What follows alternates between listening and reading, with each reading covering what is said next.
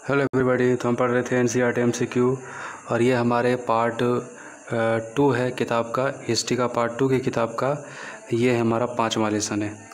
तो चलिए स्टार्ट करते हैं। आर्म्स एक्ट पारित किया गया जिसमें प्रावधान था कि भारतीय अपने पास हथियार नहीं रख सकते।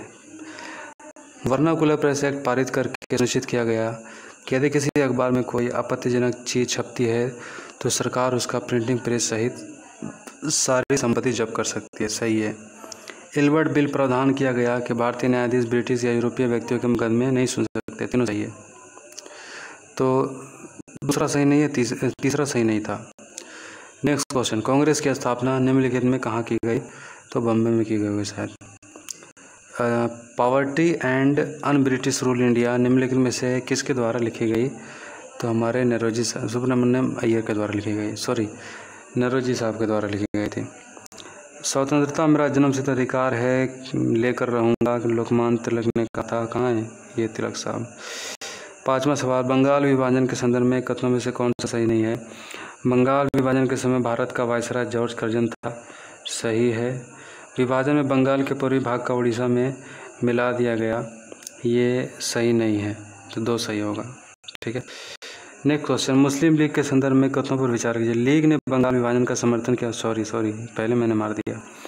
तो तीनों सही है, इसको पढ़ लीजिए। नेक्स्ट क्वेश्चन, रॉलेट एक्ट के संदर्भ में कथनों पर विचार कीजिए। यह कानून अभिव्यक्ति की स्वतंत्रता के विरुद्ध था। सही है। और जलियांवाला बाग इसी में हुआ था। दोनों सही है। खिलाफत आंदोलन की शुरुआत के पीछे कौन सा कारण मुख्य कारण था? तो जलियांवाला बाग हत्याकांड ये नहीं था। अंग्रेजों द्वारा मुस्लिम के लिए पृथक ये भी नहीं था।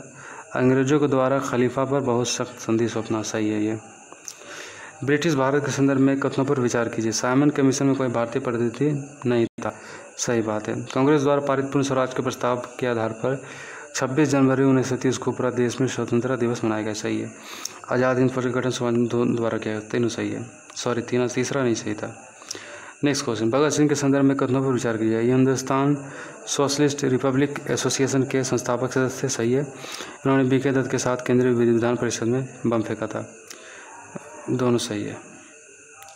ब्रिटिश काल के संदर्भ में कथनों पर विचार कीजिए। 1935 में गवर्नमेंट ऑफ इंडिया एक्ट प्रांतीय स्वायत्तता का प्रदान किया गया। सही है। और 37 के चुनाव में संयुक्त प्रांत में कांग्रेस के साथ मिलकर सरकार। तो दोनों सही है। पहला सही है, दूसरा गलत है। नेक्स्ट क्वेश्चन, कैबिनेट मिशन के संदर्भ में कथनों पर विचार कीजिए। इसमें अलग पाकिस्तान की मांग अस्वीकार कर दी गई। सही है। इसमें सुझाव दिया गया था कि भारत को मुस्लिम बहुल क्षेत्रों को कुछ स्वायत्तता देते हुए। दोनों सही है। नेक्स्ट क्वेश्चन, लीग द्वारा प्रत्येक कार्रवाई दिवस का आह्वान निम्नलिखित में से तो कब किया गया था? 16 अगस्त 1946 को। नेक्स्ट क्वेश्चन, निम्नलिखित कथनों पर विचार कीजिए। सरदार वल्लभ भाई पटेल ने 1931 में कांग्रेस के अध्यक्ष रहे। सही है।